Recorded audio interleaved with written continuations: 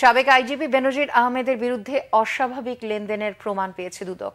দুর্নীতির তদন্তের অগ্রগতি প্রতিবেদন হাইকোর্টে জমা দিয়েছে সংস্থাটি। এদিকে সাবেক ভূমিমন্ত্রী সাইফুজ্জামান চৌধুরী নামে যুক্তরাজ্যে ৩৫০টি বাড়ির বিষয়ে তদন্ত করতে দুদককে নির্দেশ দিয়েছে হাইকোর্ট। রোববার বিচারপতি নজরুল ইসলাম তালুকদারের দ্বৈত বেঞ্চে বেনজিরের নামে প্রতিবেদন জমা দিয়েছে দুদক। অস্বাভাবিক লেনদেনের বিষয়টি দুদকের অনুসন্ধানকারী দল খতিয়ে দেখছে। পাশাপাশি দেশের বাইরে আরও কিছু রয়েছে কিনা সেটিও খতিয়ে দেখা হচ্ছে বলে দুদক জানিয়েছে।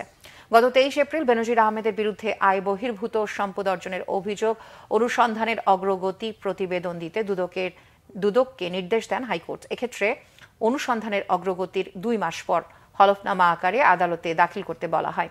গত ২৩ মে দুদকের আবেদনের প্রেক্ষিতে বেনজির আহমেদের ৮৩টি দলিলের সম্পত্তি ও ২৭টি ব্যাংকের ৩৩টি অ্যাকাউন্ট জব্দের নির্দেশ দেয় আদালত।